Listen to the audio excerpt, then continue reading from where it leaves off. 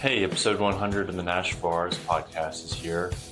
I've spent years figuring out how to turn passion into purpose, and this episode tells that story. BJ Barbee flips the mic and interviews me, Jordan Swafford, drummer, podcaster, and creator. We talk about my journey from childhood curiosities like Star Wars and Batman to discovering rhythm and eventually drumming. My influences, bands like Queen, Blink-182, Tool, and drummers like Travis Barker. I also share how discipline, routine, and self-belief have kept me grounded while balancing music, podcasting, and entrepreneurship. Since 2021, this podcast has grown into a platform where artists can share struggles, triumphs, and lessons. For me, it always comes back to resilience, curiosity, and staying true to your vision, even when others don't understand it. This is episode 100. Enjoy the podcast.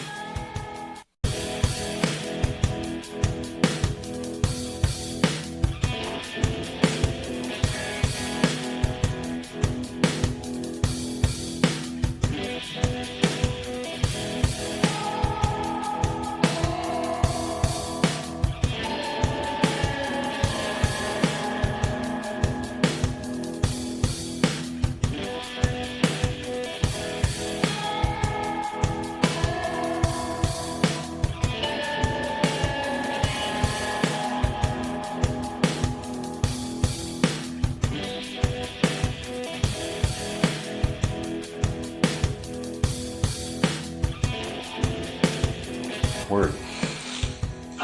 Nice to see you again, my friend. It's nice to be back over here. I'm glad to be here on the other side of the table. Thank you again for doing this. Absolutely. My pleasure. Making this happen. I had a great time last time, so. Yeah. You liked it once, you'll love it twice. Hell yeah. That's why I was like, this guy is very eloquent and very chill and also has a very good sense of who he is. So it would be an honor if he would interview me. I'm honored. Yeah. I'm looking forward to what you have to say. Awesome. 4 years. Yeah, 4 years. That's amazing. Yeah. I've really enjoyed it. It's given me a lot of perspective on the people that I haven't known in town and a lot that I do. Really? Yeah. Awesome. Yeah. I've had a great time learning about all the cool brains. Yeah, in the area, and yours as well. Oh, I mean, it's very cool. I've enjoyed watching your style of conversating with people. It's really nice. Awesome. The format's great. Yeah. And the execution is flawless. Oh, well, thank you. Absolutely. Yeah, I remember when Lindsay mentioned you, and she was like, "You gotta have BJ on." And I was like, "Okay, I'll hit him up. I'll make sure it happens." That was the first episode I heard. Lindsay. But then I kind of backtracked after that and listened through almost the whole thing, I would imagine, at this point. So wow, it's been fun. Listen to it a lot when I'm working in the studio. It's very cool. It's very nice to hear other people's kind of process and the way they think themselves through the arithmetic of being a creative brain in this environment. Yeah. Yeah. Yeah. Nashville's a wonderful place where I feel like ingenuity, creativity, and industriousness meets. It's a lot of hustle. It is. Undoubtedly. It takes a lot of determination in this place. You know, the landscape of this town is changing so drastically and so quickly that to be an artist here is pretty difficult. I think we covered that a bit as well in our talk as well a couple weeks ago. So it really is cool to see someone kind of selflessly give a platform to people to talk about their thoughts on just kind of the daily rigors and just constantly figuring out how to stay motivated and working. And it's a lot of the interviews, it's a real testament to the human spirit, which is really cool, the determination that a lot of people have. Yeah. That's what I like about this town. It's like you have to be thirsty, you have to be hungry, and you have to adapt. If it was easy here, I don't think the artistry would be as intensely beautiful, and I don't think people would do whatever it takes to make it happen. Mm-hmm. If it was just easy and like everyone didn't really have any struggles. I think the struggle helps the artist grow, for them know themselves better. Yeah, when I moved here long time ago, I moved here because it was easy. And because it was cheap. My first apartment here was $300. And so, yeah. And you're not going to find a tiny closet of a room for $300 anymore. The stress has ratcheted up, but kind of like, not to get into politics, but everything's very up in the air right now. There's a lot of rub going on. And the art that comes out of that is pretty sharp. Definitely. Very cool. I think over the course, the arc of 100 episodes, I mean, it's cool to see that in like a peer-to-peer way. So yeah, I've enjoyed it. But let's go ahead and, what have you been up to besides producing the podcast? What's your day looked like so far? Today? Yeah. Just been into. Woke up, drank some coffee, as we've been doing, and doing a little bit of reading, preparing for this. Cool. And went to the grocery store, got some more coffee, and you and I have a tendency to go through it when we hang out. Yeah, dude, I love caffeine. It's probably my favorite drug. So yeah, I got up around 7 or 8 today and did a little bit of my morning routine and meditated for this very moment. Yeah, prepared for this, did some praying, just helped me focus on what's important. Good. What about you? Pretty much the same thing. Got up 6:37, did a little working out, made breakfast, ran around with the dog for a little bit, and then just a bunch of emails and calls this morning. That was kind of it, which is the part that I'm not the best at. The administrative tasks. Yeah. I'm good at making things. The whole talking about it and selling it, I'm pretty ADD about that. I just kind of want to move on. Yeah, it's like you like it or you don't like it. Right. You know, easy enough. There's no gray area here. Yeah. It's I wish things were a little simpler, but yeah, I'm also walking proof that an old dog can learn new tricks. Because I'm constantly having to learn some new damn tricks. So it's good. I've really been enjoying, we're going to get into it more, but I've really been enjoying the drum content. Oh, really? You've been putting out. It's cool. I like that you're documenting like that process. Oh, cool. So much. It's a lot of fun to watch. That's awesome. I'm glad you like it. It's partly to help me kind of see the evolution of my own drumming, but also obviously sharing the art, but then putting yourself out there. That's one of the harder things to do. Yeah. I mean, that's the hard thing to do, is be vulnerable and put it out. But it's also like, what does anybody have to lose? Really? Right. It's cool. It's like, I like that it's being normalized, that instead of just getting a product from people, you get to see the process, which is my favorite thing to witness, is the way people make what they're interested in. I think that's what initially made us obsessed with social media, is because back in the day when we were in Pink Floyd or Led Zeppelin, we're like, what do they do day to day? What makes them so mysterious? And now you get to kind of see behind the veil of what people do day to day. And I feel like it's interesting. It's good to see what someone's mundane looks like. I find a lot of pleasure in seeing that. Yeah. How do they put on their pants? It really is cool because people are acting all the time. That's another thing that's happened with social media. It's like you put on a public face, which is a tale as old as time, but now it's expected. And to see people go through the ups and downs of figuring out every little like tick and tack of everything is a really cool thing to witness. Yeah. And you and I both play drums, and that is a really like cool shared experience that drummers have. They will sit there and watch people struggle and win for hours, and it just makes you want to do it more yourself. Definitely. Yeah.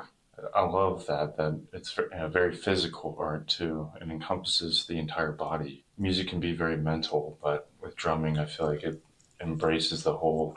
You feel it. Well, it's so instinctual. Yeah. Too. Yeah. I mean, it's not unlike the thought of being in like a wrestling match Right. or a fight at times, because you're constantly reacting to the air in the room. Yeah, the space and time. While locking down multiple musicians. Like, you really are this parental figure in the back sometimes. Here's the timer, here's the backbeat, here's the bait. Yeah. I mean, there's a lot of unspoken responsibility. And to pull that off, I mean, so much of it is muscle memory so that your brain can have the space. Definitely. To kind of see into the future. Try to get beyond technique so that way your mind can be used for the flow of it. Totally.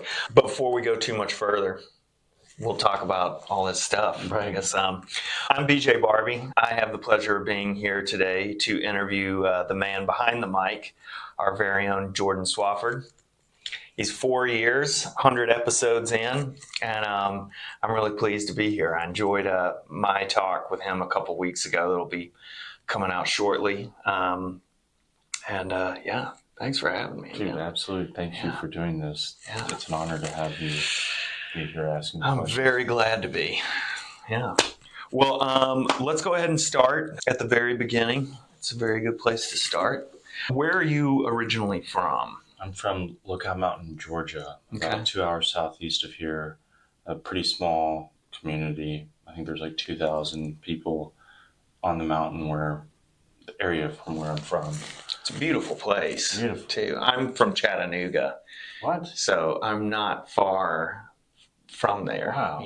Like we were neighbors Oh, yeah. in spirit. I'm a little older than you. Right. So. I can't remember that.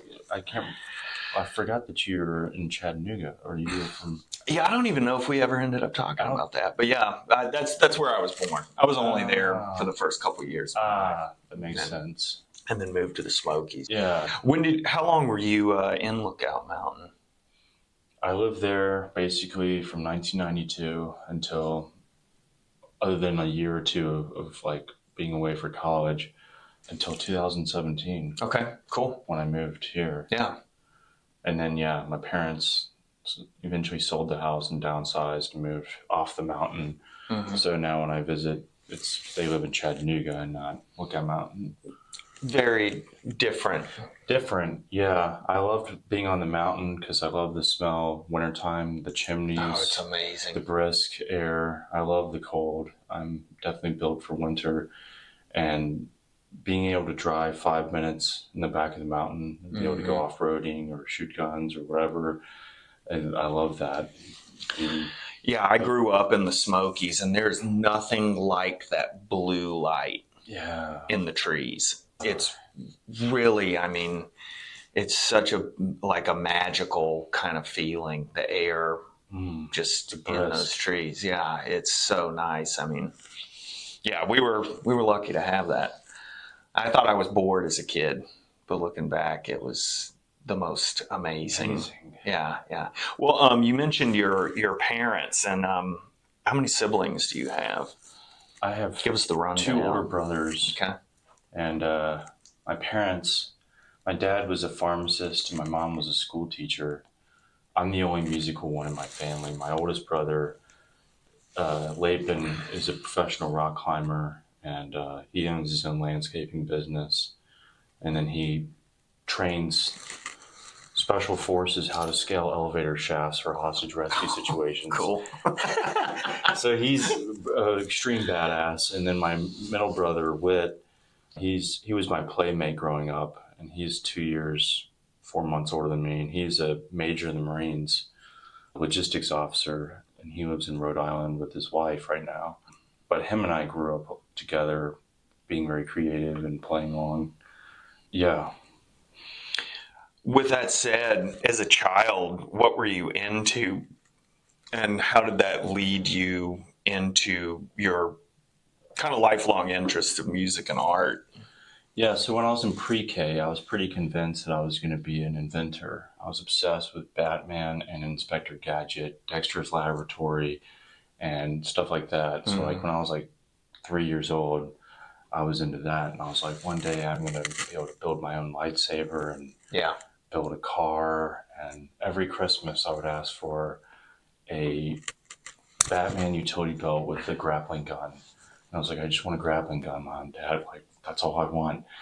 Obviously, I would never get that because it didn't exist really. And but that locked you into the creator's mind. I was like, I want to build this one day. That's what I want to do. And my oldest brother was like, Jordan, you're going to have to get good at engineering and math and all that. And my brother Whit and I, well, we had a treehouse in our backyard. And my brother Whit and I used to like try to make things. And like we were kind of insane. We would take like hand sanitizer and wax and melt it together and create this like liquid napalm shit and pour it over a fire. And we'd make fires in the backyard, and we would take apart fireworks and collect all the gunpowder and then like try to make our own little bombs. That sounds so familiar. Yeah. Because that's what my brother John and I did. Yeah, blowing up stuff and like cutting holes in tennis balls, filling them with gunpowder, soaking them in gasoline, and then where we grew up, you could get away with that. Exactly. Because you're on a mountain, you just go to the back of the mountain and test your explosives. You can go to a sporting goods store, and they used to sell black powder as much as you wanted to a kid if you had the money. You could get fuses, you could get pipes. Yeah. They would sell you the things to make pipe bombs. Yeah. And kids in the mountains, that's what you did for fun. And there was no one around. No one cared. No one cared. I mean, I love that, but I'm also glad that you and I are sitting here with all of our hands and appendages. Exactly. I came close to having my legs blown off a few times. Dude, yeah. One time I was in the woods and I heard my brother yell, "Jump." And I immediately jumped and it exploded. I didn't get hit by shrapnel, anything, but the concussion tossed me like 6 feet. Holy crap. And I started looking around, and there was a 18-inch deep hole where I had been standing. He had buried a pipe bomb and had lit a fuse, and I just happened, because we were hanging out, I'd gone to piss somewhere in the woods, walked up and pretty much stood right next to this tree he had buried it under. And God. But I got up. Nobody was mad. I wasn't hurt. We just kept hanging out. No PTSD. Yeah, totally. But you, how did, I guess that freedom probably, and your interest in creating things led you to music and art? Because I mean, I would imagine that these fanciful ideas can actually kind of come to fruition in an environment you create. Definitely. I was obsessed with Star Wars as a kid too, and I just liked the limitless possibilities that could happen in that universe, and I really liked the worlds. Mm-hmm. And so when I was in elementary school, my grandparents would be like, Jordan, if you did as well in school as you do studying Star Wars, you'd be an ace. I'm like, yeah, but school's not as interesting as Star Wars. And by the time I got to 5th and 6th grade, let's just say I started having crushes on girls in my class. Mm-hmm. And I was feeling ways I had never felt before.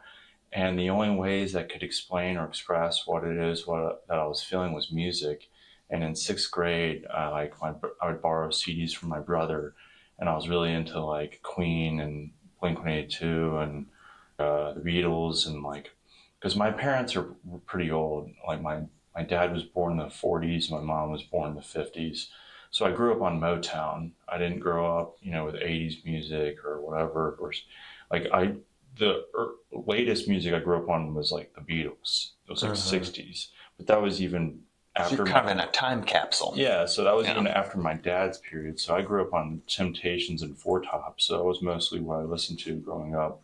But then when I got into 6th grade and, iTunes and LimeWire and all that came out, my brother and I started downloading music, and I started listening to Queen and like Another One Bites the Dust. I remember when YouTube came out, I like had a little mini... Mind-blowing. I had a little mini digital cassette recorder, and I recorded it next to the computer speakers.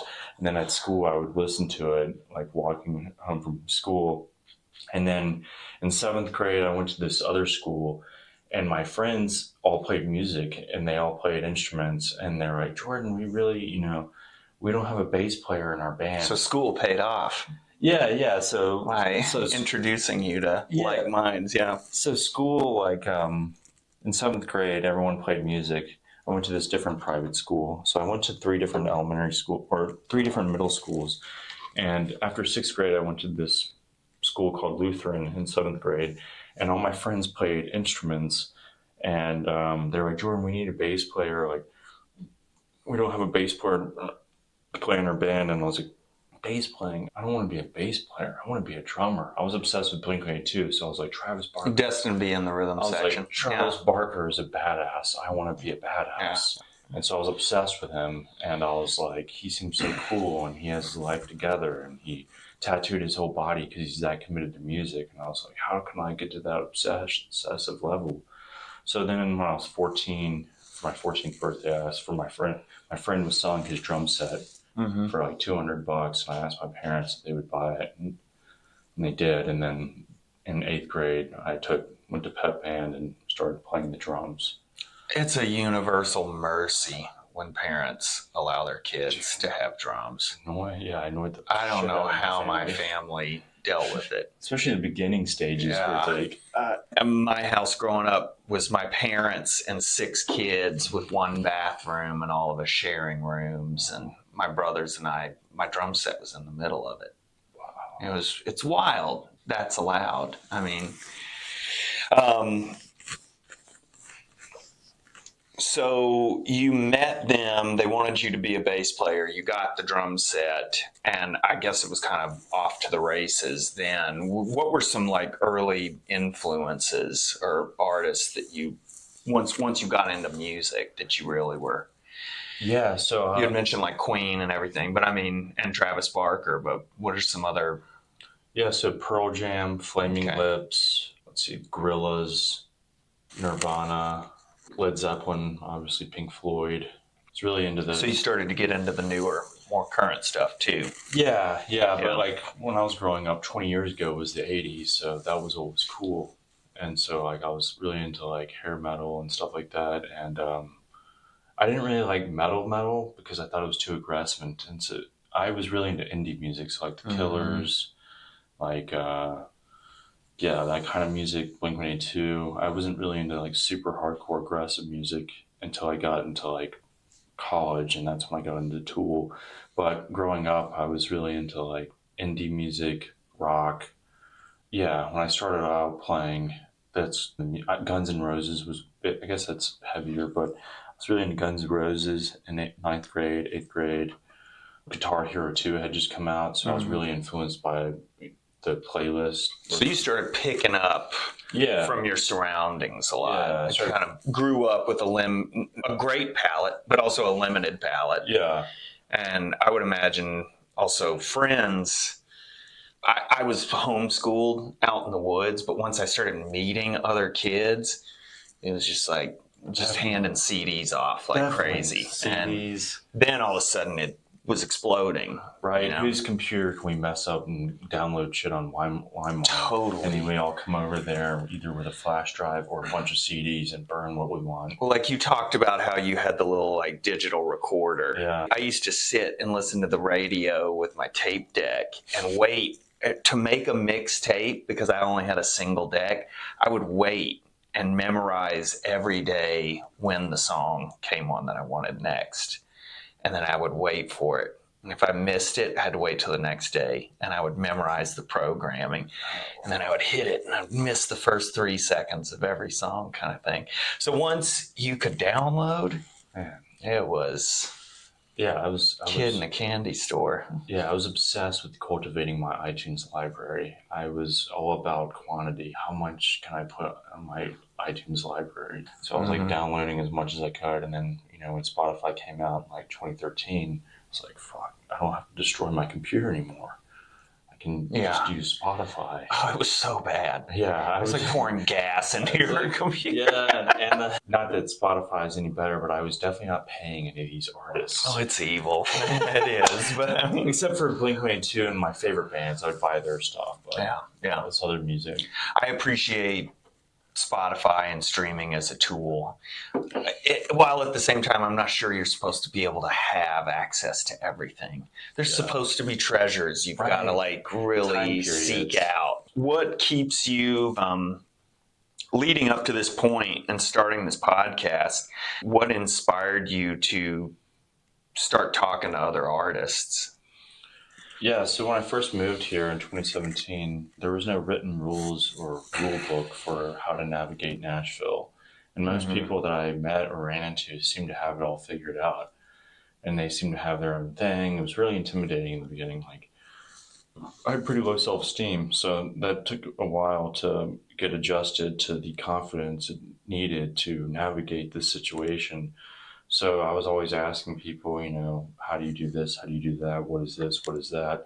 So you're kind of developing your own artistic skills. Yeah, developing my own understanding of how the scene works, how to get known, how to make an impact, how to play shows, how to form a band.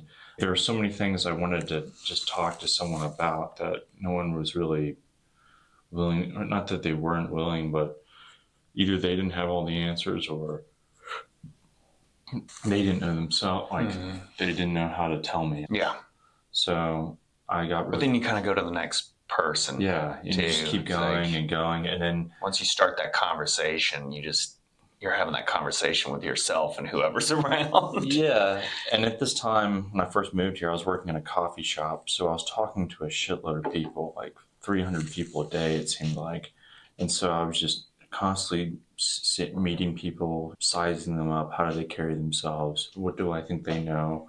What do they come in here for? What are they about to go do? And I would learn all these different things from all these different people.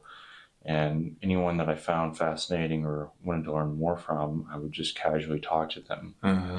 And that kind of helped me understand how things started to come together as far as how things work around here. Yeah.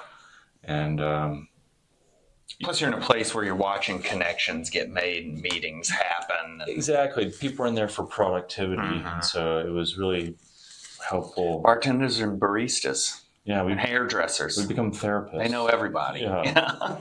Really, they do, yeah. And they see people at their most productive times of day. So you really get to see how their internal gears work. And I think that lent itself to me to understand what it is I want to create to not only answer these questions, but package it in a way that other people can understand as well.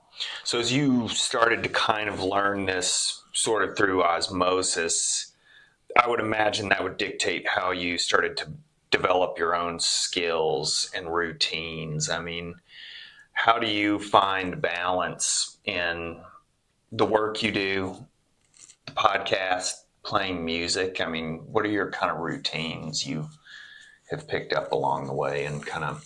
Yeah, so some things are very... they occur every day. I'm generally a very disciplined person, so my mornings are basically a practice in mental fortitude where I'm reading, writing, studying, praying. Then I work on a little bit of Spanish. Then I do some brain games. Then I do some reading. And then that's how I usually start my day. Cool. And that kind of helps set me up to prepare my mind for any negative thing I might run across. And then after that, I usually practice on my pads or practice on my kit, or I work on my podcast, or I work on my business, or I go teach drum lessons, or I go to the gym and work out. It's kind of I have different systems, I guess you could say, of how I carry about everything that I do. Depending on the day, that will determine what all I have to do that day. So generally I work out Monday, Wednesday, Friday, and that's not a non-negotiable. I don't even think about it. I just do it. Just something you do. Yeah, I don't run off of motivation or inspiration. Everything I do is based off discipline. So my emotions and how I feel generally don't determine whether or not I do something, because I usually pre-plan what I'm going to do. And then however I'm feeling. So you're not debating yourself. Never. Amazing. And so I use that energy to then be more curious and think about other things while I'm doing whatever. So then I never have to have a conversation with myself. Should I do this? Should I do that? I just know what I need to do. And it saves my mental capacity. Yeah. You're on the warrior's way, man. What led you to, say, start this podcast and start having these conversations? I'd imagine where you worked as you came in contact with people probably got the gears turning on starting something like this, where you said you were kind of already having these conversations with people. Did you just kind of one day just decide, I'm going to film it, record it? Yeah. Yeah. So February 2nd of 2021, I was in Chattanooga visiting with my parents. And I was like, as soon as I get back to Nashville, I have to start this podcast called the Nashville Artist. A moment of an epiphany. Like a train. And it was like, I got to do this. And it was in my dreams that night. And I was like, it's spoken to me. And then February 7th of 2021, I had my first episode with Travis. And then from there, I just kept going. But I was like, you got right after it. It came right to me. Like it hit me, and it was like immediately. I was like, I gotta get the hell out of Chattanooga. I was like, I gotta leave. I was just visiting, but I was like, I gotta get back to Nashville. And I was like eager to get started because I just had it in my mind.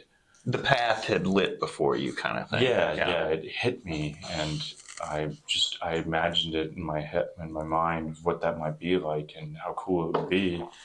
And I just knew that I had to do it. And so I just committed myself. I would imagine too, and I've seen it and heard it in the interviews, as time has gone on, you yourself have changed in talking to so many people. How has kind of hosting this podcast and doing these interviews shaped your own view of creativity and how you kind of enact it in your life? I've learned that you have to prioritize what you think you should do over what other people think you should do. And learning from all these different artists, I learned the conviction it takes to be able to make your dream a reality, and understanding that most people are not going to understand why you're doing what you're doing or why you're obsessed with what you're doing. And it has led me to trust myself completely in order to make things happen. And this podcast has been an affirmation in bringing that to reality, because if I wasn't so I didn't have such conviction on February 2nd of 2021, this wouldn't exist.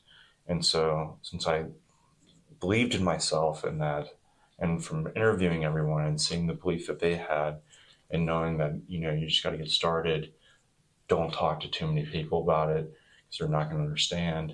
Yeah. And the more people you talk to, the more likely someone's going to try and talk you out of it. And so I just learned to... Also a lot of copycats around. Yeah, I just learned, don't express what it is that you hold sacred until... That's a great way to put it. My brother told me years ago, he was like, we were talking about music, and he was like, I've stopped playing my songs for people if they're not out. Unless it's someone that I think would be interested in helping the process, or he's like, he was like, I found myself playing songs for people and it hit some reward center in my brain. Like I'd actually done something, and I would find myself not following through. I would move on to something else and not give this one thing its shot at life because it had lived this little moment. Definitely. A little puff of smoke. In your mind, you got the psychological joy of having accomplished it, because your mind doesn't know the difference. And so, that's what I learned. Don't complain about anything to anyone, and don't explain anything to anyone. Just do. Just always be doing. With that said, what are some challenges and kind of roadblocks you've come in contact with while doing the podcast? I'd imagine it's been kind of a learning curve. Staying consistent has been the most difficult thing. Sticking to a schedule and releasing them when you plan to do so has been difficult. Life happens. Yeah, life happens. Yeah. You procrastinate. Standing the test of time. Dealing with, naysayers, people that are going to try and talk you out of doing it, or they can't see the value in what you're doing, so they try to project that onto you, and just like not listening to all that. Those are definitely challenges. Yeah, it's kind of weird being before I think about myself, and then I think about myself after doing the podcast, and you start to become more aware of things about yourself that you didn't really, I don't know, now that you're being perceived in a different way. It's like you think about the perception of what other people have of you, and then also realizing you can't necessarily judge that to be objective reality. Totally. I mean, once that enters your own internal dialogue you have with yourself of what do I look like to these people, you can't really get rid of it. You just have to try to learn to live in tandem with that and tamp it down or keep it under control. Definitely, because if you think too much about that, then you'll start thinking too hard about how you go about doing the things. And the whole point is to naturally do it because that's what you want to do, not because you think they're going to think this way or think that way. And so keeping that out of your mind is... keeps you out of the matrix. Yeah, it keeps you out of the matrix, keeps you... Because a lot of people don't know what they want in life. They don't know what they want to do in life. And since they don't know all that, they're going to project onto you their own insecurities of what it is that they're confused about. And if you seem certain in what you want, then all they want to do is make you uncertain because that's how they feel. So in a lot of ways, this is as much about you as it is the people you're interviewing. I mean, it is a personal evolution. And I mean, I guess with that said, you know, how do you prepare yourself? Like, do you have rituals or process that you kind of go through mentally or physically to kind of have these sometimes really intense conversations with people? Like, how do I prepare for episodes? Yeah. I usually study the artist and see what kind of art they put out and how they carry themselves and what they do. And then I try to find out, how do I get them to tell me about it? Is that what you're asking them? I think so. I mean, just you've chosen to do this thing, and then you say you think about the process of what people might think of you. So that starts, but then you invite people into that process and you actually start having real conversations. I think what I'm getting at is how do you, I don't know, in some ways protect yourself and your own creativity. I would imagine talking to this many people has changed the way you feel about art in a lot of ways. And I kind of am interested in your personal feeling, how you stay grounded, some of the things you've learned yourself through talking to so many people. Yeah, so I would say doing a lot of reading. Reading usually calms me and centers me, and that usually helps me understand what it is that I'm in touch with. Then I kind of have to let go of a lot of things that I have no control over. Sure. When it comes to, I guess, learning from what different artists have taught me, is that, you know, mostly you do it for yourself and understand that, like I said, most people are probably not going to understand, and that's got to be okay. You got to be okay with that and do it because you want to do it, not because of what it will get you, but because of what you'll become in the process. I probably stay grounded by reading and writing and working out. I think working out helps me stay calm. Reading helps me stay calm. Doing exactly what I want to do helps me stay calm. I'm a pretty disagreeable person in that I don't generally like being told what to do, and I don't really have I don't like to have bosses. I can't stand bosses. I'm very certain as to what I want, and so I try not to let that get muddled or muddied. You love the freedom to create your own structure. Exactly. And I have enough discipline to carry that out to the level with which I think I should. You know what I mean? I don't have anyone be like, you should do it this way, you should do it that way. Because I already think about those things. You know what I mean? And so you know, I play music and do visual art.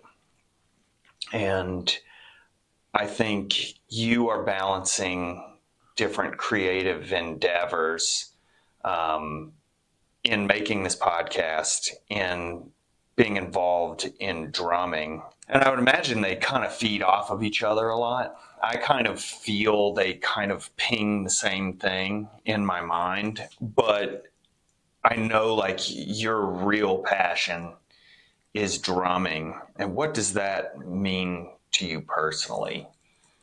Drumming, I'm sure fulfills like an internal. Yeah, so here's another weird side bit about me, and who knows what this means, but growing up, in order to go to sleep, I used to beat my face against my pillow to relax. Kind of a rhythmic. Yeah, and I did that from like pre-K even through high school. And sometimes I would do it to music or humming to music. And so to me, I guess that's my rhythmic, that's just how I respond to being alive, is moving, I guess. And so, yeah, my brother would always be like, Jordan, why do you beat your face against your pillow? When you say beat your face against the pillow. So like I would put my pillow and then I'd put my hand pinching the pillowcase and I'd put this hand over and then I would just for hours. Yeah. And like people didn't know what was wrong with me, and I don't know. People would try to mimic me and be like, "How do you do that? It makes me dizzy." And I would be like, "It helps me think, so I can relax." I remember I would hit my face in my pillow too, and I enjoyed the kind of disappearing, reappearing kind of thing. There was something oddly comforting to the simple arithmetic of it, just the rhythm of it. Yeah. And even in riding the back of my mom's van, I would bang my head against the back of the headrest to music. Like, that would just what I would do. And my parents would be like, that's just Jordan banging his head. Yeah. And it became so normal. This is the thing he does. Yeah, it became so normal that one of my friends growing up, I had a bunk bed, and his name is Bo, and Bo would be like, I just went to his wedding recently, but Bo would sleep over, and he would sleep on the top bunk, and I'd be on the bottom bunk, and he'd be like, Jordan, I don't mind if you bang your head, because some people don't do that because I can't sleep. Yeah. But they're like, Jordan, it doesn't bother me. And I was like, that's how I knew he was my best friend. That's solid. Yeah. And so that probably has a lot to do with why I play drums. The rhythmic aspect, the physical aspect. I grew up rock climbing and stuff, and so I'd climb all the trees in my yard. I liked the physical aspect, and the way that Star Wars was so deep and had such a deep lore and everything to it, I didn't find anything near as deep as that until I discovered music and realizing how deep drumming is. And to me, it's an embodiment of the emotional, physical, and spiritual. And being able to do it all at once, it's like all three of those channels opening up. And it relieves me of a lot of daily tension and the stresses of life. And as a kid, it was in you, and it was just trying to find it was going to find its way out. Yeah. You know, you just didn't know how to channel it yet. So I didn't know I liked smacked your head on a pillow. I guess I was playing quarter notes for a very long time before I started playing drums. Yeah. And I now know you're a big fan of not being in 4/4 too. Have you ever heard of Moondog? What was his name? Thomas Lewis Harden. He had blown his eyes out with dynamite when he was a kid, and so he went to the Conservatory for the Blind, and he became just this unbelievable kind of conductor. And he has a certain song called Bird's Lament. Bird's Lament, yeah.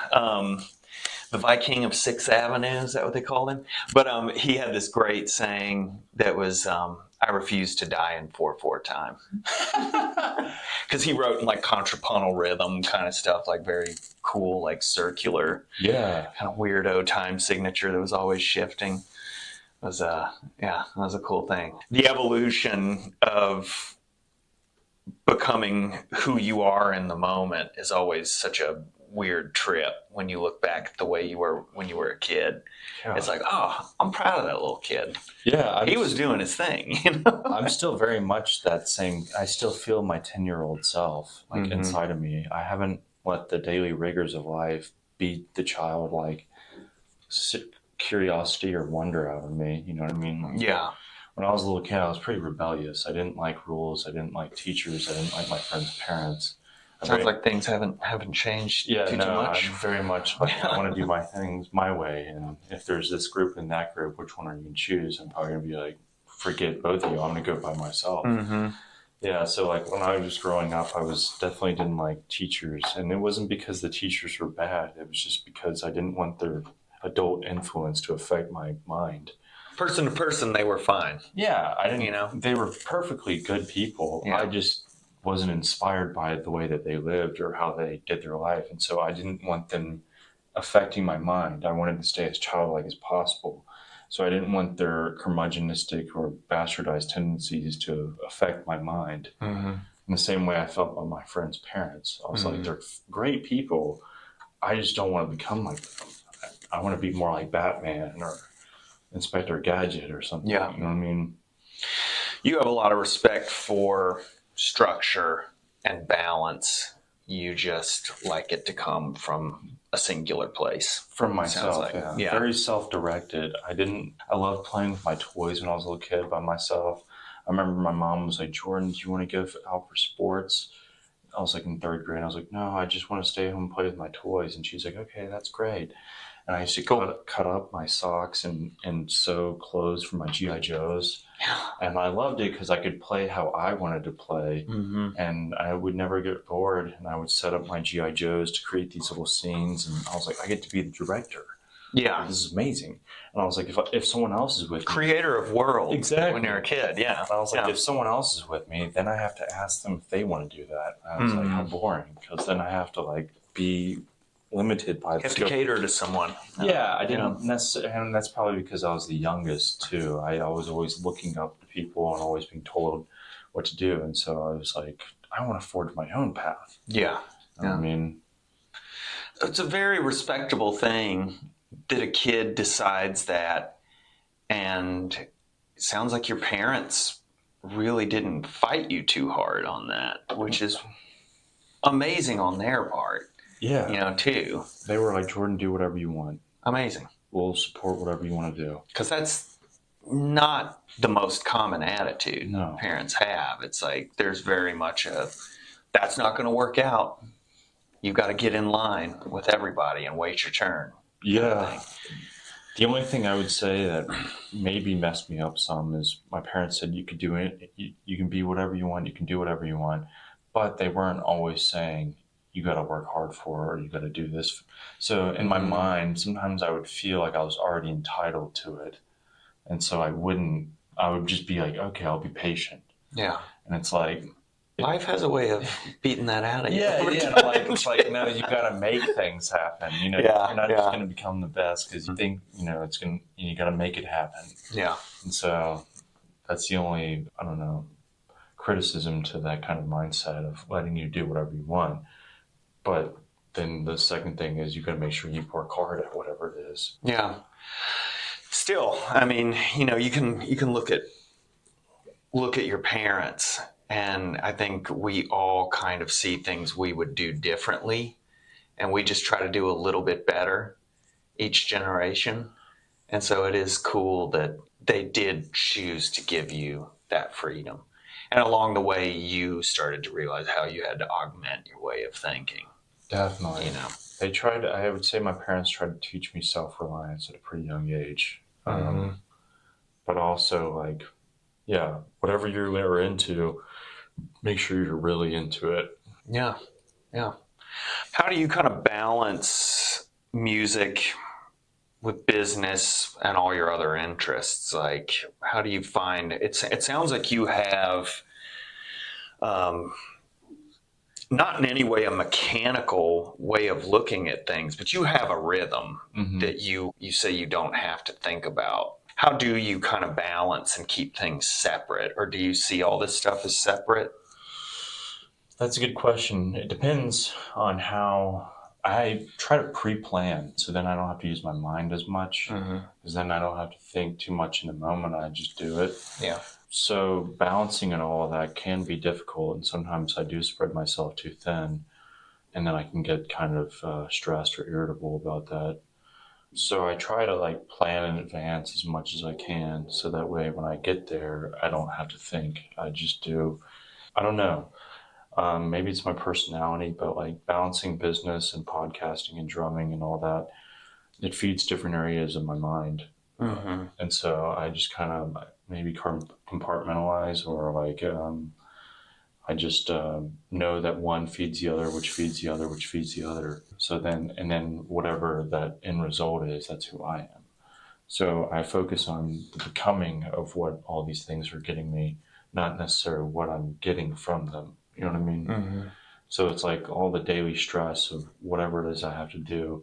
I'm not necessarily thinking about what it is I'm getting by doing all these things. I'm thinking about what am I going to become if I pull all this off. Yeah. So then I don't think like this is hard or that, or I don't think about those things. And So you kind of visualize the end product. yeah, rather than getting stressed out about all the different parts. Yeah, and then I don't really use I use my emotions for more of like the joy of creating or the act, but not necessarily in a way that where it's like, I don't know, you're not feeling too good today, you have a headache today. Do you really want to do that? I just like I stick to my discipline, and that helps me push through those types of resistances. And I don't know. I really like growing up. I had a very entrepreneurial spirit. I remember being in second or third grade, and I was really into SpongeBob. And so my mom would take me to the Dollar General, and I'd buy like all these SpongeBob Krabby Patties, and then I would put them in a brown bag and take them to recess, and then I would sell them on the playground. And then I would make that money and then have my mom take me back to Dollar General, buy more of them, and then do that a lot. And I did that for several weeks and started making money. But then, I got confronted by the teachers. And like, you can't be selling candy on the playground here, Jordan. Look, capitalism is the game. Yeah. And then like in sixth grade, I was 12. And my brother was having his 21st birthday. And so he had a keg party at my parents' house. And my parents were like celebrating with him and all his friends, and he had a keg in the backyard. And so at 12 years old, I went into the backyard and stood by the keg and started pumping beer and put a little cup there and had like a tip cup. Yeah, and had all my brother's 21-year-old friends like, oh, he's so cute, and they like give me money. And then I remember at the end of that night, I made like $33. And my parents were so proud. They're like, that's our little entrepreneur. They're so proud of me. And I was like, yeah, I don't know. I had a mind for seeking out that. Yeah. And maybe it's the inner capitalist inside me. I don't know. I mean, it's ingrained in our DNA if we, grew up here. Yeah. I think some of us kick against it, but it's still rattling around. Well, I thought it was fun. And so now in ways I do things for free and don't expect pay, because then I get to do it my way because no one paid me. And so now I value that kind of freedom to do things for free, whether it's art or anything. And then that's a great way of thinking about it. And then I do it my way, and then no one has to pay me, and I don't have to ask for money. And then I just use my business or whatever to fund it. And then I can keep things in my... You work to do your real work. Exactly. Yeah, I use my business to fund this and fund my drumming and my education. And so I find them as necessary means to achieve what I want. You know what I mean? It's like my base is... I love playing drums and everything. I'm not a hired gun, so I use my money from my podcasting to do drums the way I want to do them. Yeah. And this podcast. Yeah. What are your, as an artist and as a business person too, in search for finding balance, what are some of your strengths and weaknesses? What are some things you have to work against? So in your nature, weaknesses are definitely, I spread myself too thin. I'm generally more analytical. So I think in systems stuff. I think in terms of systems and not necessarily in terms of emotion and feeling. And so when it comes to drumming, I have to let that go. And I'm working on it with my mentor right now. He's helping me feel the groove and because growing up, I didn't really like funk music because in my ignorant opinion, I thought it was just about sex and having fun.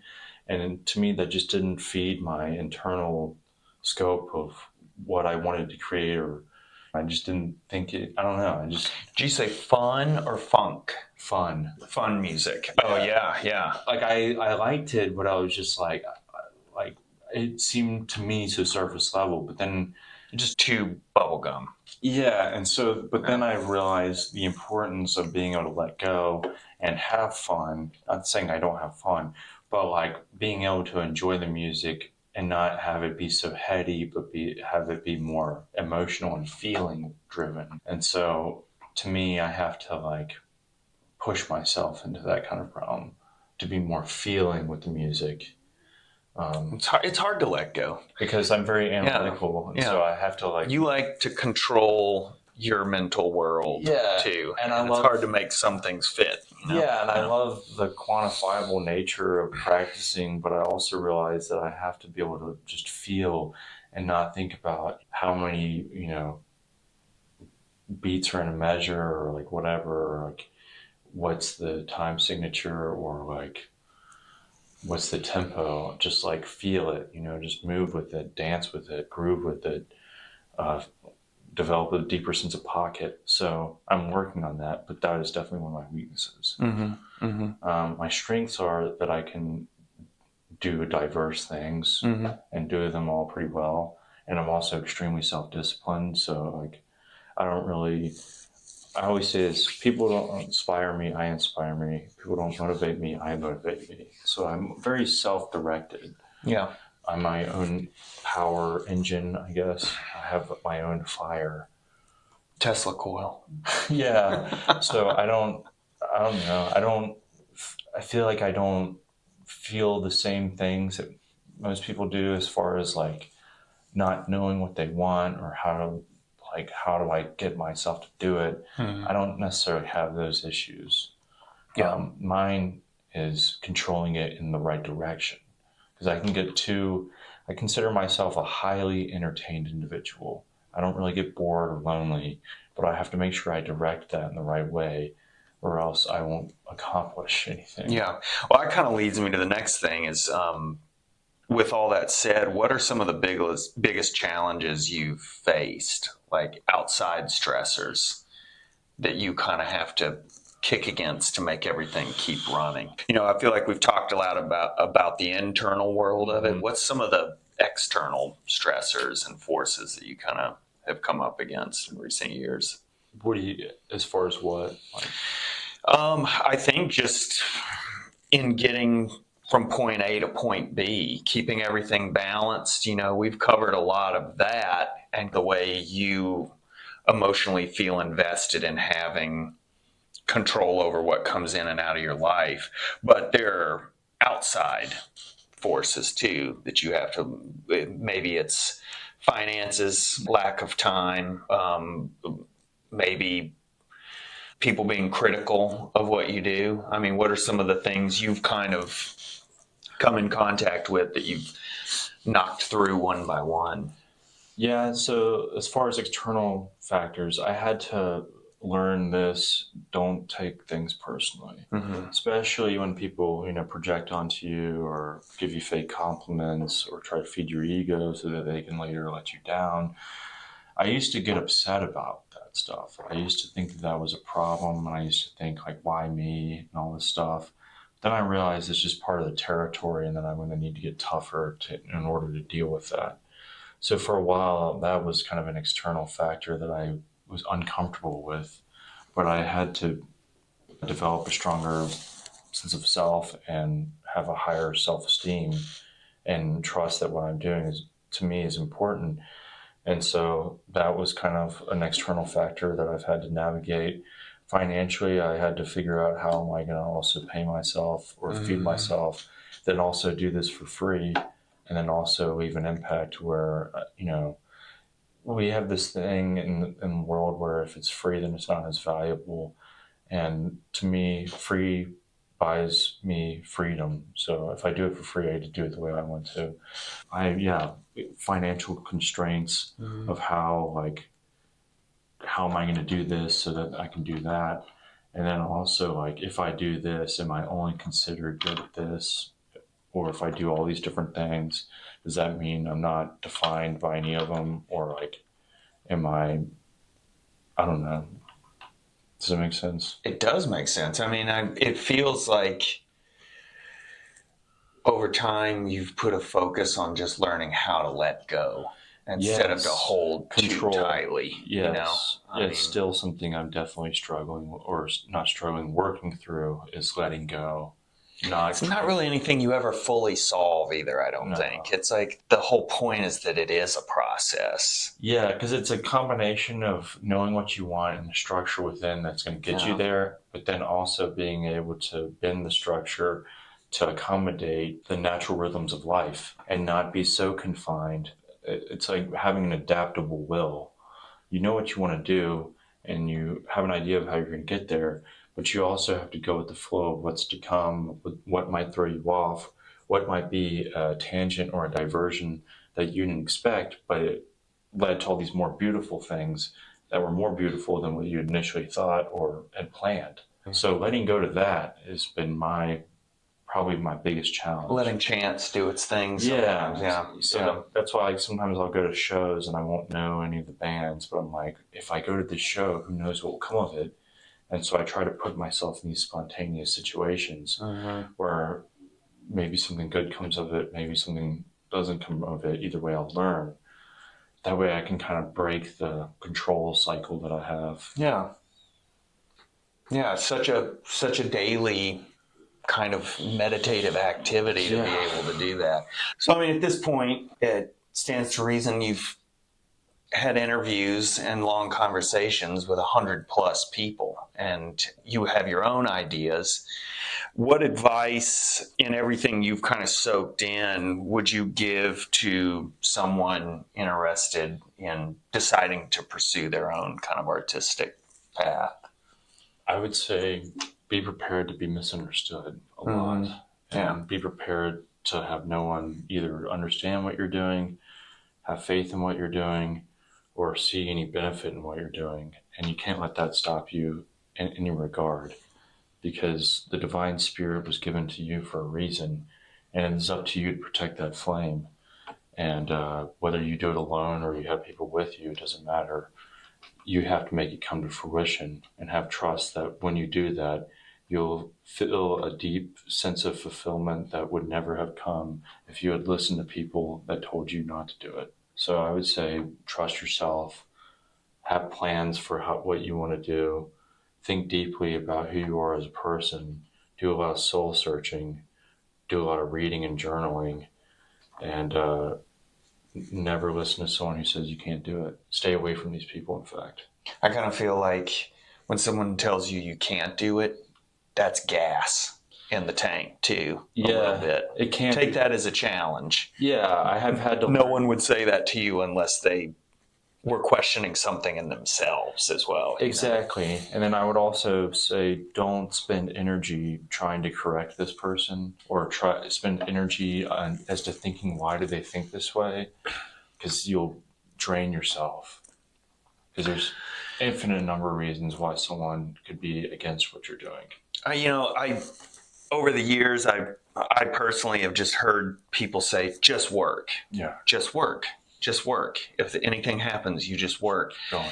And I can look back at large swaths of time that I wouldn't say it was wasted, but it was a learning process where I gave too much thought into what was happening around me. And it really is a thing. It's like, no, you just keep moving. Yeah. Maybe it works, maybe it doesn't, but that's part of it. You've got to make a lot of things that don't work. Fail faster. Yeah, I know. And learning to deal with disappointment. Definitely. And not see it as disappointment. Exactly. Allow it to even become food, that's going in. Definitely. Manage disappointment, and I would say don't oscillate too much between high and low. Stay pretty even keel and just keep going. Don't get too excited about something, because then the crash is going to come, and don't get too low about it. And it always does kind of come. It does. You can hit You can weather the blow a little bit better if you stay in the middle. Yeah, you can get a good stretch of road where everything's good, but eventually you're going to have to take a turn or pull over for gas, and that's the way and it you goes. can't let that destroy you or delay you for too many days. You kind of just have to, because easy come, easy go. The faster you achieve something, the faster it can be taken away. Be built to last. Steady wins the race. Go slow if you need to, but just make progress every day. Don't think about, like, I need to achieve this by this time. Whatever you're trying to do is going to take time, and whoever you need to become in the process to get what it is you want is more important than getting what you want. Yeah. So I would say focus on what you're becoming and not what you're getting. The journey is the destination. Yeah. And just like focus on more who you're becoming, because that will in turn get you what you want. Because if someone gave you $1 million, it's best you become a millionaire quickly, or else you don't get to keep the money. It's like you can be given all of the success and all of this stuff, but if you don't have the character strong enough to keep it, what is it worth? Yeah. And past that, I think it's important for people to just be proud of themselves, too. Like, we're taught that that's sort of negative, or it's either heightened to some wildly narcissistic kind of like death cult hive mind, It's like, but no, like the quiet, cool thing in you, learn to really like praise yourself for just being there to learn. And if you're going to have an ego, at least let your hard work back it up. You know what I mean? Yeah. Don't have an ego and then don't do anything, because that's called entitlement, and it won't get you anything. You piss off a lot of people. But if you believe in yourself and you work extremely hard, then you inspire others. Well, the ego is a driver. Yeah. I mean, it really is the push. There's such a healthy way to look at ego. Definitely. But it's always seen as this vapid, shitty attitude, And it's like, no, it's not. There's that kind of spark that turns into a fire that pushes you and makes you start to become an individual. I mean, that is your ego. Yeah, and letting that guide you, as long as it stays healthy and grounded, is totally fine. If you didn't have an ego at all, you probably wouldn't work very hard. Well, there would be nothing to work toward. You wouldn't want anything better for yourself. Exactly. You'd just be used to taking whatever's handed you. Yeah, totally. You would never assert your will. Well, I imagine, like, in talking to so many people, have you learned a lot yourself? I mean, has your ideas changed? I mean, you have a very singular focus, but I would imagine in talking to this many people, we kind of keep coming back to it, but it's like, has it drastically changed the way you work by talking to so many different artists? And yeah, at the end of the day, you learn how much of a collaborative and community it is. And, if you want to be supported, go support others. I've learned, you never know what someone has to offer you. So try not to be too close-minded. And for me, being so singular directed that you don't listen to what someone else has to offer you. Hence why I'm trying to do this podcast, to get myself out of that. But I've learned, like I'll go back to Caroline's podcast when she told me a piece of advice that she was told that, and I'll talk about Lindsay, but with Caroline, she said, do what you say you're going to do. As simple as that is very powerful. If you always do what you say you're going to do, you're probably going to have extremely high confidence, and people are going to have a lot of faith in you. And then Lindsay told me, she said, it's not about who you know, it's about who knows you and why. And that opened my eyes to a lot of like, okay, why do people know me, and who knows me, and why do they know me, and what is it that they know me for? And that kind of helped me understand what it is I have to offer. And that helped me understand what value I can bring to the marketplace. Yeah. So I would say that in those regards, those are things that I've learned from other people. And then also I would say from Nickname Joe's, he said the whole let them thing happen, and also let yourself. But basically, someone talks about you, let them. If you want to go do something, do it. Let yourself give yourself permission to do it. I would say that those are some things I learned. Is that what you meant? Hey, that's exactly it. Yeah.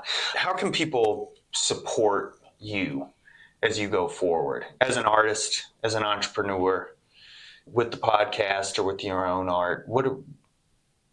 You mentioned showing up when people do things and becoming part of the conversation. But what are some things that people can do to kind of support you where you're at?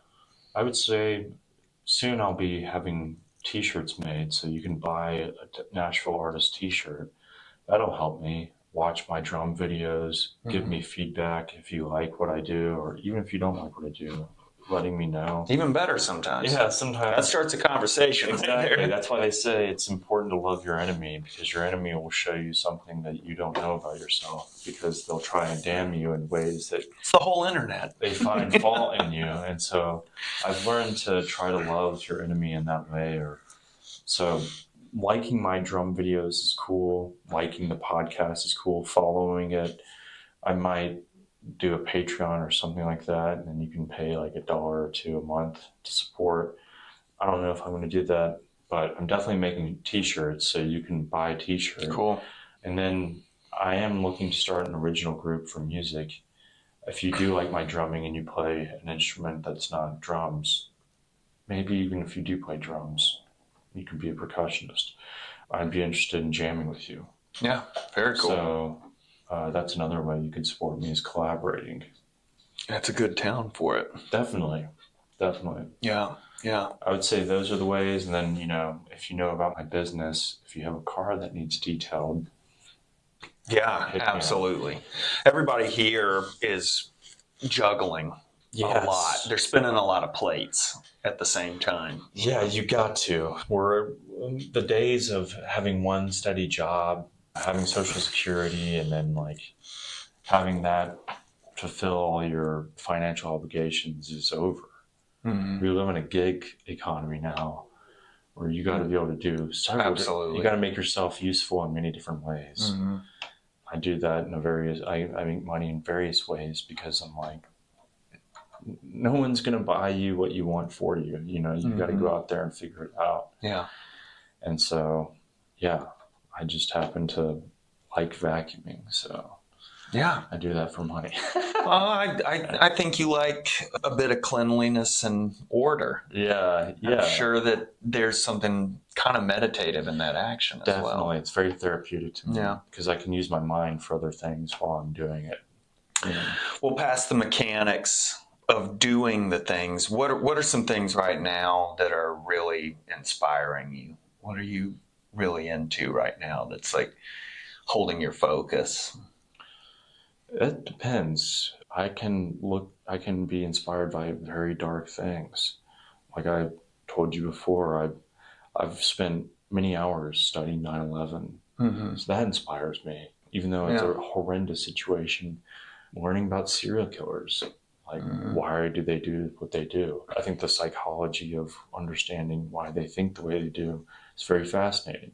And there's a lot we can learn about ourselves by their very nature, because we all have that within us. And then lately I've been studying lunar modules. So like Apollo 11, how we got to the moon, how does that even work?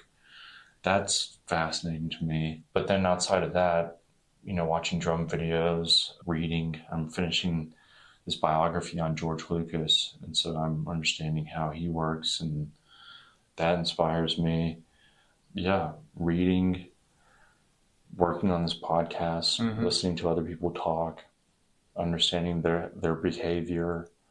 I just try not to, probably why I spend so much time either by myself is because I don't tell myself, no, you can't do that. When it comes to my curiosity, I'm not going to be like, oh, don't study that. That's too dark. I let myself go there. That way I can learn and come out and have another perspective. So I try not to inhibit my curiosity. I think that's one of the things that helps me stay inspired. You can't shut out the reality of your surroundings. Yeah. My work is pretty dark. Yeah. And I too have been really interested in outsider thought process. But I think there's something really amazing to keeping an open, understanding mind and kind of being the filter where you see so much darkness. Everyone does. You cannot lock it out anymore. But then create something positive out of it. I mean, I think people connect to that very much. We live vicariously through darkness every day. You watch a movie and someone gets killed, you're automatically like, what if I was in that situation? Mm-hmm. Even yesterday, I was detailing a car in South Nashville, and I was surrounded by crackers, like people on crack, like just out of their mind, carrying rocks and trying to sell me random shit. And I was just like, man, what if one of them attacked me? Mm-hmm. And it was just wild. And like, I was like, I had to go there to like, out of self-preservation, what would I do? And I was like entertaining pretty dark thoughts of like how I would hurt this person if they tried to hurt me. Well, so much of one's reality is having to kind of see a little into the future. We're always worried about what's coming next. And there really is this feeling of having to live in some kind of place of self-defense. The world is not getting easier or more peaceful. I felt calm, though, knowing that if I needed to, I could defend myself. Mm-hmm. So I was like, I'll keep detailing this car and watch my six. But but if it came to that, I might be able to relieve some stress. Yeah. That's a great way to put it. Yeah. Well, we're kind of almost getting toward the end. I always love this question when it comes up. What is something absurd you love to do? I tend to sleep with oranges. That's interesting. Yeah, I don't know why. It's either probably because I'm eating them and I go to sleep, or I just have them. That's a healthy absurdity. Though. Yeah, or like I said, I used to bang my head against my pillow. That's pretty absurd. Yeah. You probably have a very ornate, alternate life in your sleep. I dream every single night. Yeah. Do you lucid dream? Yeah, sometimes. Yeah, that's cool. I haven't gone without dreaming in probably 5 or 10 years. Do you keep a dream journal? Sometimes. I haven't lately, but I dream literally every single night. Yeah. I've always meant to keep one, because then supposedly your lucid dreaming, you start to gain a little more control over it. Well, since you brought that up, I did do it a couple weeks ago, and I asked Google Gemini to study my dream, and it told me a lot about stuff about me that I probably didn't know. Like just like family dynamics, or like what this might mean, or things like that. That's cool. I have not tried that, actually. I love AI. I use it like every day. It can be a very useful tool, especially with organizing things. Yeah. Yeah, I mean, the toothpaste is out of the tube too, and it doesn't go back in. Yeah, you got to use it as a tool. Yeah. I just like anything in life, there's pros and cons, and there's a dark side and a light side to everything. It's like with this new thing, you might as well adopt it into your life in a positive fashion. Definitely. I mean, it's just like, it's called creative destruction. I mean, back in the day, there used to be a bellboy for elevators. Mm-hmm. Now we just press a button. We don't need the bellboy. So this is going to be creative destruction for people we used to think, oh, they did that? Wow, that's so archaic. Yeah. But we just have to learn how to use the new technology. Yeah. How do you consume media? I like to watch YouTube. I like to read books. I go on a lot of YouTube rabbit holes when it comes to philosophy or interviews with people or psychology or behavior. Drum videos. Yeah. I've been watching Eloy Casagrande right now. He's the drummer for Slipknot. Not even like such a good drummer. Not even like a Slipknot fan, but like his drumming is so powerful and so intense. And a genuinely nice guy. Yeah, he seems like such a sweet, cool dude, like very grounded. The hardest hitting, fastest drummer I think I've ever seen. And yeah, he's super down to earth. Obviously, I like to watch a lot of drum videos, like Danny Carey of Tool, Mm-hmm. Stuart Copeland of the Police. I like watching live videos. I like watching videos of the Sphinx Tour from 1996, Ministry. Oh, yeah. Yeah, very inspiring. Yeah. Very dark. But then, yeah, I love watching documentaries. I would, like, on different topics. Like I went through a whole like war in Iraq and war in Afghanistan phase where I was studying all our conflicts over there, and then like Desert Storm, Desert Shield, all of that. I find all that really fascinating. And then like there's these movies called like Restrepo and Korengal. Oh, yeah. Have you seen those? Oh, yeah. And you see the fear on the soldier's face, and like they're not acting, that's real. And I just find that so incredible to watch, because it's like I can feel how this person is feeling, and I can only imagine what they're going through. And then I would have dreams about being in Afghanistan and like getting shot at, or like having to go into a mission where you may not return. And the fear of that, and just like then when I wake up, I realize how amazing and how wonderful life is, and that, you know, I'm alive, and that I get a chance to live. And that you were drawn the card you were drawn. Yeah, because like when I was younger, I was like, I could definitely go into war. I could definitely be a Marine. I could definitely, you know, if I had to kill someone, I could do it. Like for my country, whatever. And then I'm like, now I'm older, and I'm like, I could still see or compartmentalize how I could put myself in that situation, but I'm also very glad that I don't. Is it empathic or hypothetical to you? Do you find yourself being very empathic? Yeah, I feel their emotions. Yeah. It sounds like you do. Like you feel connected to the spiritual side of the way people kind of I'm definitely things. Empathic. I can feel how some other people feel, and sometimes that's draining. And so I don't really want to be around people, because I don't want to have to like take on how they're feeling. Because I'm typically one of the people that likes to check in with someone. How are you doing? Are you having a good time? Are you enjoying yourself right now? And like, to me, if you do that too much, especially in a crowd of a lot of people, drain you.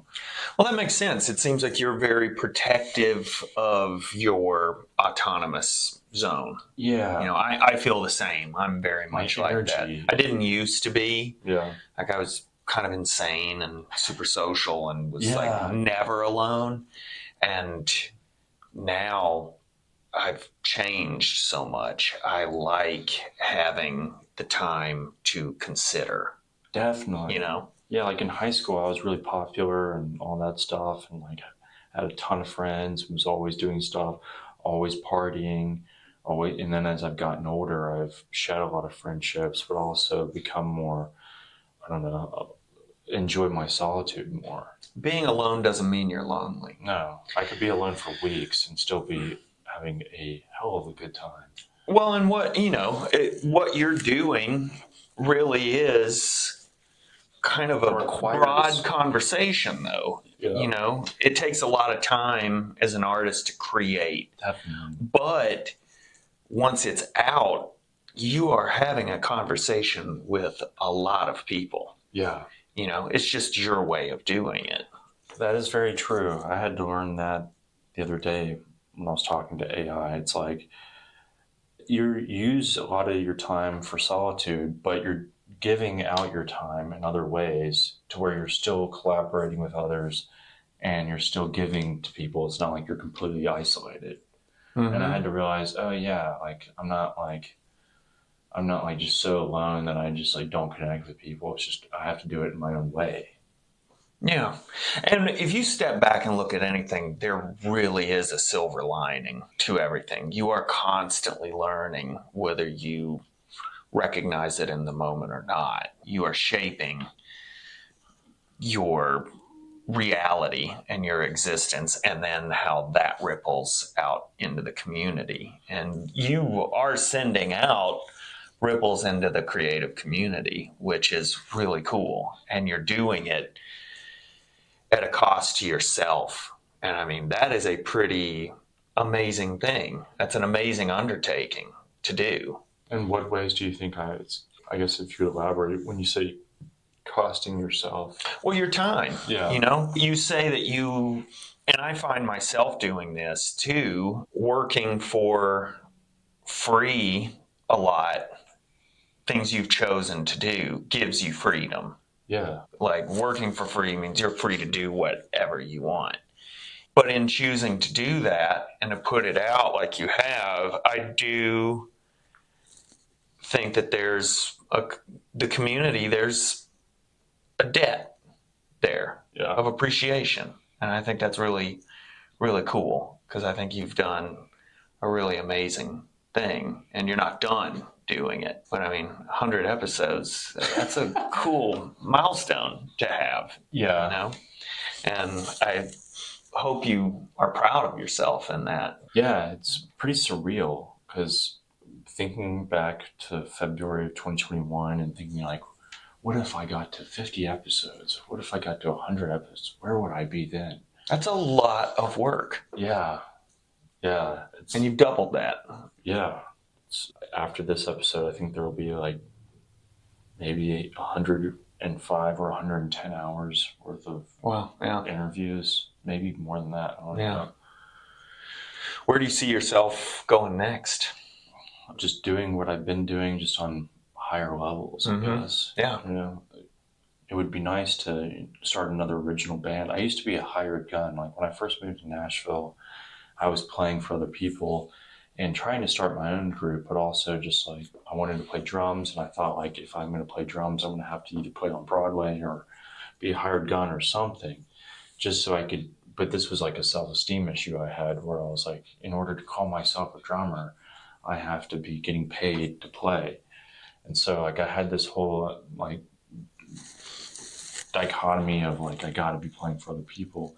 So when I did that, it was good and I learned experience. But when I would play live and the audience would clap, I never really felt fulfilled really, because I was like, I'm building their vision, their plan, their dreams, and it's not necessarily my vision. And like I was giving myself and for hopes that something better was to come. But I also was realizing this isn't completely fulfilling me because it's not really my own. I don't have stake in it. You know what I mean? I'm replaceable. I mean, we're all replaceable. But I'm just saying, like, that's when I realized, like, I'd probably rather work either, making money outside of music so that way I can do what I want to do with music. You know what I mean? But then there are costs associated with that because I'm not playing, like, every weekend. Yeah. But at the same time, I think whether you're playing every weekend and being paid or not, it does fulfill some kind of spiritual need. Definitely. Because, I mean, just the practicing of drumming, and we talked about, like what's happening if you're just practicing or playing drums, even if there's no one around or you're not even playing it to music, just the act of holding down different rhythms, the kind of spiritual nature of that. Yeah. I find that even if I'm not doing it for a crowd or anything, it's just fulfilling in itself. It's an end to itself. And like we said before, it's just like, just keep making. Yeah. I think a lot of people, especially now that you can see what every single person is doing on earth, they compare themselves to everyone.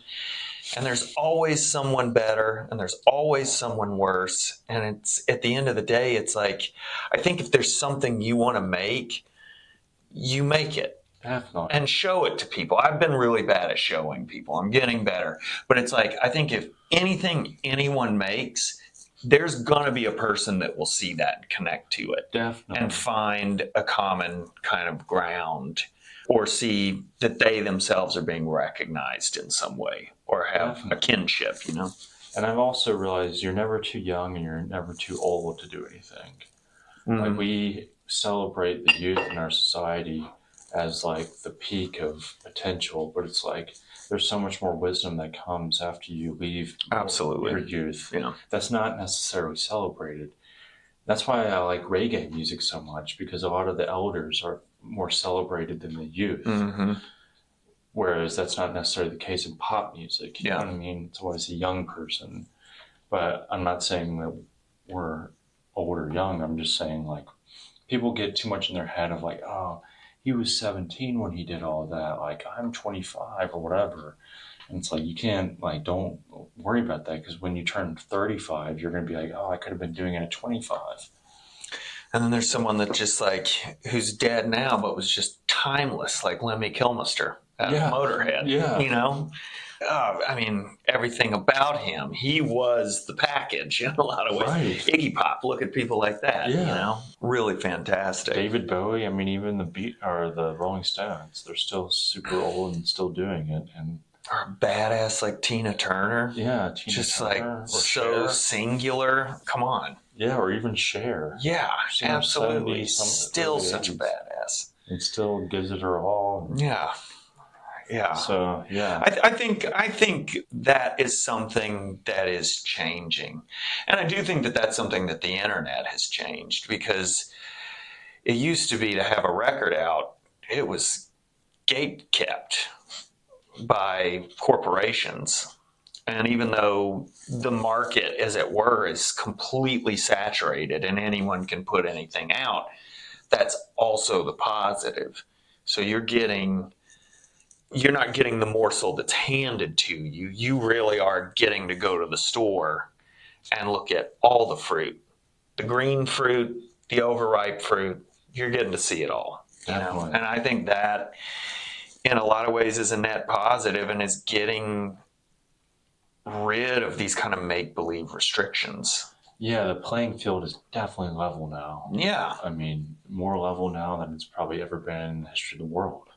I think there's always going to be made-up reasons that people are given why they shouldn't do something. Well, yeah, those are just going to become resistances. Yeah. You know, people are always going to try and put limits on your potential, because it makes them feel better, and it also keeps you trapped. Mm-hmm. Just try not to think that way, and that's hard in itself. But yeah, because we're not in the feudal system anymore.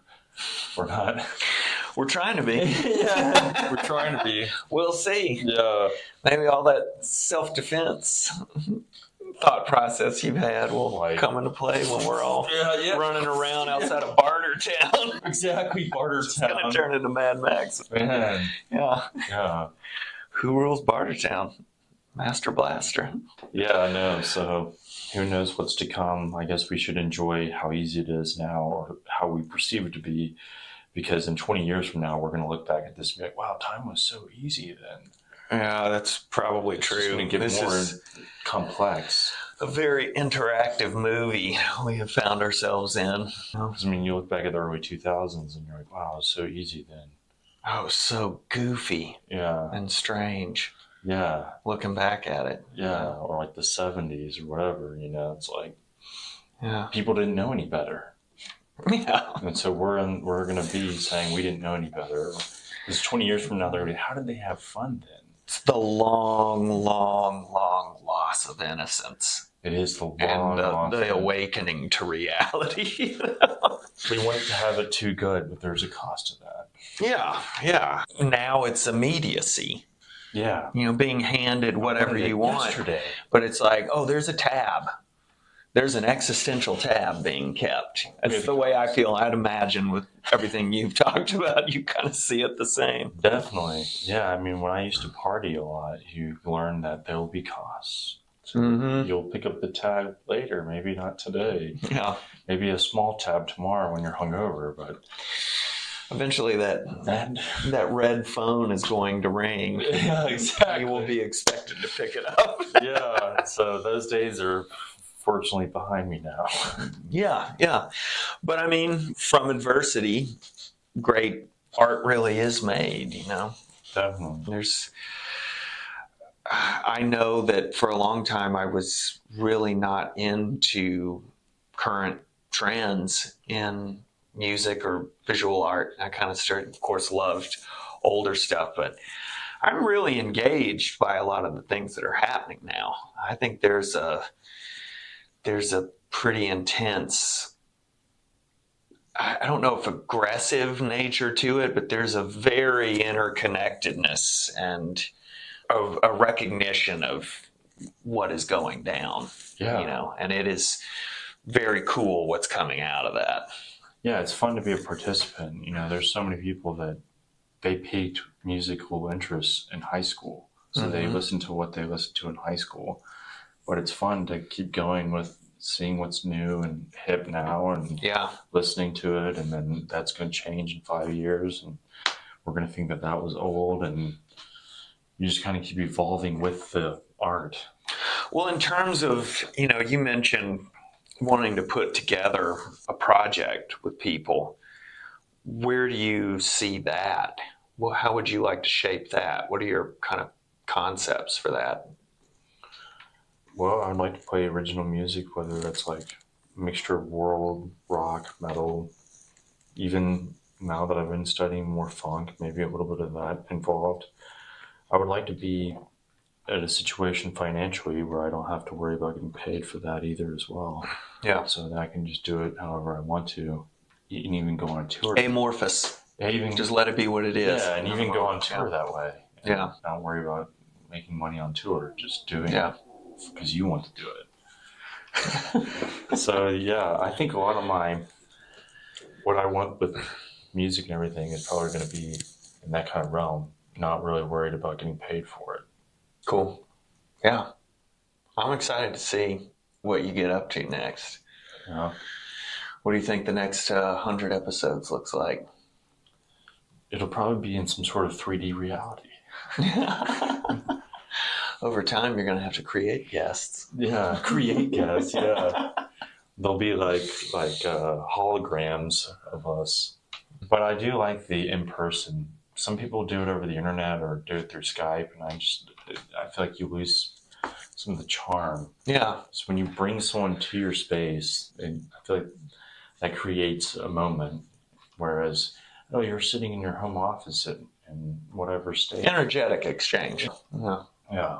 To be there, to be with the person, in the presence of. Yeah, absolutely. Absolutely. Yeah. Well, man, I have enjoyed talking to you, and I'm really honored you asked me to come have this conversation with you. Absolutely. I look forward to many, many more. I was honored that you agreed to do this. Yeah, it's a pleasure. It really is. I really have a lot of respect for the work you've done, and I've enjoyed being able to be a spectator of it and then an actual participant. Definitely. It's been a lot of fun. Yeah. Congratulations on 100. Yes, sir. Yeah. Jordan Swafford, our man, podcaster, entrepreneur, deep reader, athlete, and a fantastic drummer. Oh, thank you. Thank you, BJ. Cheers to you, my friend. Cheers. Yeah.